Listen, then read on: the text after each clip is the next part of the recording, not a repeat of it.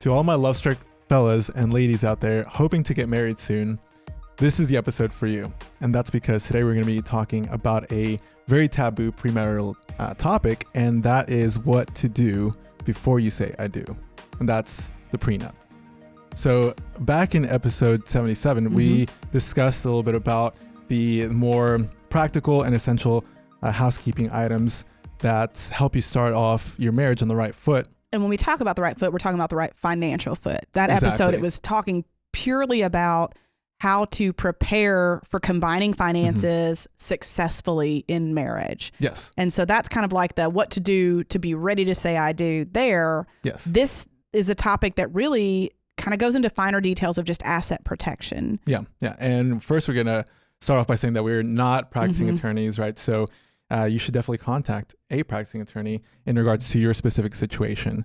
And also, very importantly, don't hear us saying that we believe that a prenup is for everybody. We are not advocating for them. However, research does say that prenups are a growing trend, especially among millennials. And we feel like education is important. Even if it's not something that we feel strongly about, if it's something you're considering, we want to provide you some opportunity to understand it better so that if it is a good fit for you, you can identify that and take steps to kind of apply it to yourself. Yeah. So as always, we're going to come at this from a financial perspective and help people understand an important tool that could help some people out and protect them in very important ways.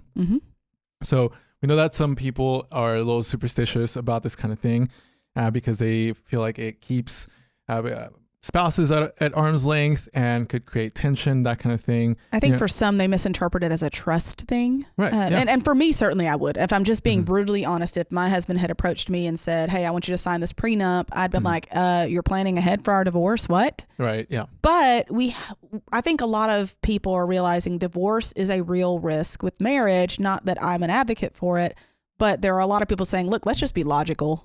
And if something were to happen, especially if I'm, someone who has a large estate or I have very specific inherited assets, I think some people are just wanting to have a protection in place just in case, but more so to create space for trust. Yeah. And that's the thing though, for a lot of, most of the time with regards to prenups, people believe that it's something for only people with large estates or, with a very high income amount or, a business or things like that. But the reality is that they can be actually used for a lot more than just that. And the thing is that just because you get, for example, car insurance doesn't mean that you're looking to get into a car accident. Right. In the same way, just because you get a prenup doesn't mean that you're looking to get divorced. I mean, the divorce rates, as far as as that goes, right, that you pretty much have a 50-50 chance of having a successful marriage, right, is obviously a much higher rate than, going out today or driving out and getting into an accident. So again, it's just something to consider because the odds aren't exactly in our favor. And I think because it's stigmatized, a lot of people don't understand what it does, what it can't do. And so it just becomes, as you mentioned earlier, taboo. So really all we're hoping to do today is help you understand it, take away the taboo, because when it comes to finances and it comes to relationships, keeping things off the table for conversation is not healthy. Right. So understanding it better may help you just have the conversation, and it may not be right for you. It may not be right for your relationship, but at least you've had the conversation. Yes. Yes. And it's important to talk about these topics. So first, we're going to start off with just what is a prenup. And it's basically an agreement signed by two individuals before becoming legally married. And it details each spouse's rights and responsibilities in the event of one's death or of divorce.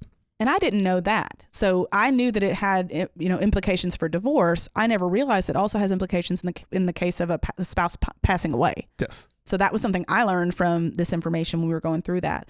And it can be useful for protecting in different ways. So one of the things I didn't know about was protection from debt. So pre-existing debt, maybe from a former marriage, which is more common. I mean, I'm remarried, so there's no judgment there from me. But, family heirlooms, certain property. Oh, yeah. There's a lot of different facets to it. There's others as well. Yeah. So, if you have a business, right, if you're a business owner or if your family owns a business and you're just by being, part of that family, you have a certain interest, right, or a certain amount of ownership and that family wants to make sure that the business is kept in the family, right? Then that's another way to protect that. If you're a business owner, a way to protect or keep you from losing 50% of that business. That's a huge consideration. In cases like mine where you have a blended family, we chose to use a trust to kind of create our asset protection, but a prenup is another way that we could have helped kind of separate assets for the sake of making sure the kids are protected if something were to happen to one of us. Yes.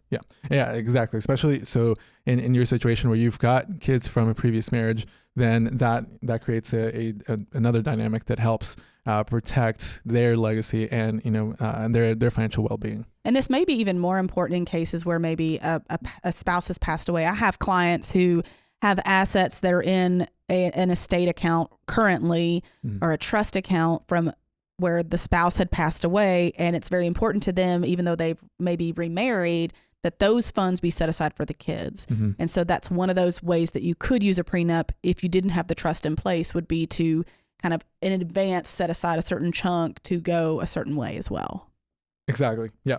And another part of that, and kind of a little bit of what you talked about, is if you have a big estate, right? If you're hoping, or if you know that you're going to receive a large inheritance, right?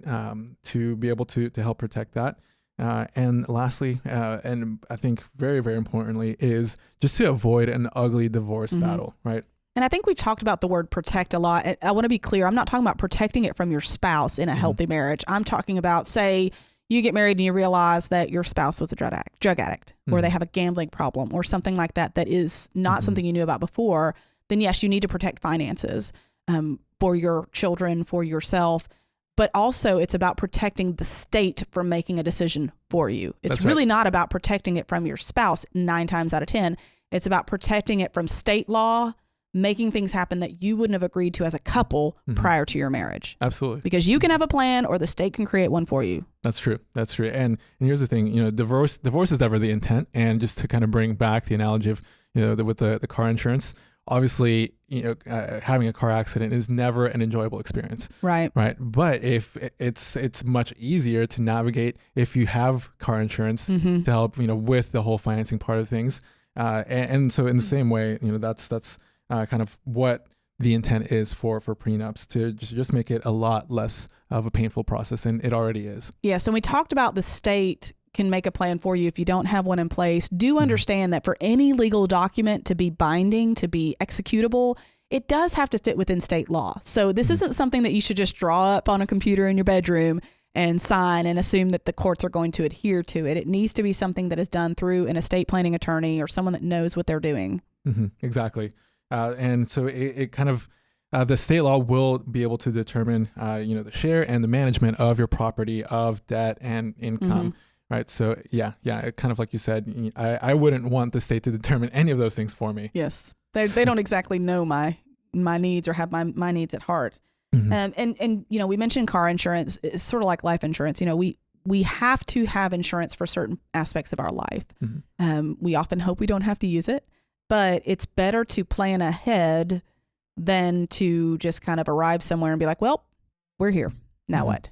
With retirement, the one you choose is in all likelihood going to be the best one for you. You don't want to let that happen by chance. So agreeing to, just like with the retirement, you've got to decide where you want to go, what that looks like, kind of have a little bit of foresight. If you're looking at doing a prenup, you need to think about your current assets, future assets, things like that, and try to make sure you incorporate as much as is necessary on the front end so that you're not creating more chaos than you need to. Yes. And I think also the timing of it is important, right? Because, hopefully when you're just getting started, right, you've got all of those strong feelings for one another and you've got goodwill towards one another. So I think, starting that at the beginning allows for kind of the most peaceful terms, and also for you to draw up something that is in both people's interests. Yeah. And I think, no one should be stuck in an unhealthy situation, especially if the only reason you're there is your fear of financial ruin. So, if you have this in place, I can see, again, I'm not a big proponent for them, but I can see where it would create some space that you don't have to worry about that. Mm-hmm. You don't have to worry about, okay, if something happened to me and we needed to separate, I would just be ruined. Mm-hmm. But at the same time, doing it without the emotion, like you mentioned, you're in a good place. Mm-hmm. Being able to say, okay, if something were to happen and you lose your mind at some point, or I lose my mind at some point, what is reasonable while we are currently in love with each other and we are currently making wise choices in our relationship? Mm-hmm. I can see where that would benefit. Yeah. And you looked up the average cost for this. I was actually shocked that it's not as bad as you would expect. Right. So according to Forbes, the average cost of a prenup is about $650 Mm-hmm. as of 2022. So yeah, it's not going to break the bank for you. Mm-hmm. And we talked about lowering financial stress. yes. So we already talked about, okay, coming to this process in a time when you are at peace with one another, kind of the benefits of that, right? And then how through the marriage, it also could provide for a less stressful marriage, because you're not worried about, okay, the finance of things. You get into arguments, things that normally happen in any marriage, right? But not having that hangover as, okay, what am I going to do? What would happen to me? That being a huge benefit as well. And also, I think a lot of the conversations that you have in order to prepare a prenup are also just conversations that I believe most couples should have anyway. I was just going thinking into that. a marriage. Whether you choose to do it or not, having those conversations about healthy financial boundaries are important anyway, which is really a lot of what we talked about in episode 77 was having healthy conversations about your finances, being honest with each other about your good, your bad, your ugly, and planning together for your future even before you're married. So I can see some of these benefits, even though I will be honest, when we first started talking about this, I was like, oh, this gives me heartburn. I don't know why. But I think it's just that old school mentality of like, this is a lack of trust, but it's really not. I think we have to learn to take our emotions out of financial decisions, even when it's dealing with someone we love. Yeah. Because we're always going to make wiser choices when we do that. So we've talked about some of the benefits of considering one. What are some of the cons that people need to be aware of? Yeah. So some of the most important ones, I think, are that we don't really know the future, every future event that's going to happen, right? Or every possibility of those future events being clear to us. So it might end up that a prenup might be skewed in one's favor. Yeah. So if you had a spouse who originally was on the path to a really lucrative career, and in that prenup, they said, you know what, I'm not going to ask for alimony as part of it. And then they end up deciding to stay home. Well, now they're going to need that support and they've waived it. Right. So that's one of those ways where maybe planning ahead, there should be some wiggle room in there. Be careful what you're willing to give up or ask for, because it might come back to bite you and cause some tension between your families. Yeah.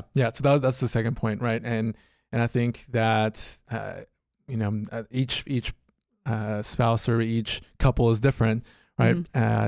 Some spouses might choose to keep these conversations between just the two parties because sometimes tensions could arise between families in having these conversations and looking to bring everybody in. So that's another con to this, is that it could be a tough conversation. And I would say, depending on your relationship with your family, it might be a good time to learn that they don't need to know everything about your finances too. I think it's one thing to seek financial advice from someone who is a good mentor, but also one of the important lessons to learn in marriage is that you two are the family. Everyone else needs to be somewhat external to a degree, at least.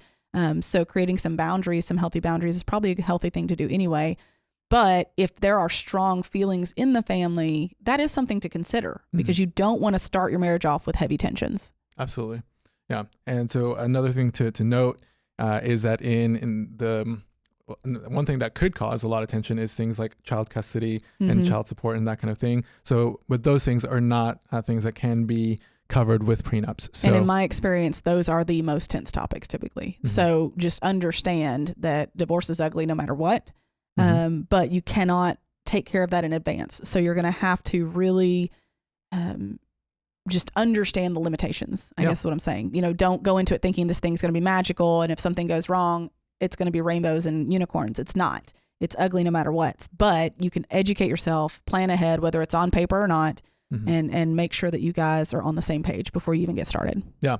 And another question that a lot of people get is, okay, I'm already married. What can I still do something? Or if you're interested in something like that, there is such a thing as a post-nuptial agreement as well. And so it's something that also gets used for these exact same reasons. And obviously can also provide those protections. You want to make sure, obviously, that you're still in a good place within the marriage to have that conversation and have those agreements. And maybe there's some benefits to doing that down the line as you get to know the person even better. Well, and I think too, if you're in a spot in your marriage where you're trying to work through some trauma or some circumstances that have happened, I could see where something like that could provide some framework for the person who's been wronged, possibly to just feel comfortable to try and trust. And I'm certainly a big advocate for saving your marriage. So anything that can help people, rebuild and repair is certainly something I'm a proponent of. Yeah. And so, for example, a famous postnuptial agreement was signed by Matt Lauer and his spouse Annette, and I don't know how to pronounce her last name, so I'm not going to try. But it was known to be a very drama-free type of contest there, and they had a postnuptial agreement that they signed 8 years into their marriage. Oh, wow. So, yeah. So just to, again, provide a little context, a little color into that whole conversation. But yeah, so what would you say your 2 cents are? The thing that I learned that was interesting to me is that prenups are not just for the super wealthy. They can also provide important protection to both parties to make for a more tolerable worst case scenario. Because again, divorce is never the outcome we want, but it can just take care of some of the decisions early so that you're not fighting over every single detail. Yeah, definitely. And, whether you get a prenup or not, whether it's for you or not, finances are some of the most important conversations that you can have with your spouse. And so we encourage you to have these open conversations over these topics well ahead of the wedding day in order to set yourself up for success. That's a wrap for us today on Talking Sense. Thank you so much for joining us. In order to view more episodes, please subscribe to our YouTube channel. See you next week. Thanks for listening to the Talking Sense podcast. And if you like what you hear, make sure to subscribe to the podcast to get all the newest episodes. The Gen Wealth team is available to you 24/7 at info@getreadyforthefuture.com or call our offices at 866-653-PLAN. That's 866-653-7526. And while we like to have fun here, we're also financial advisors, and that means disclosures. You should personally consult a financial advisor before making any investment, and no strategy can assure success. Gen Wealth Financial Advisors is an Arkansas registered investment advisor with securities offered through LPL Financial, member FINRA SIPC.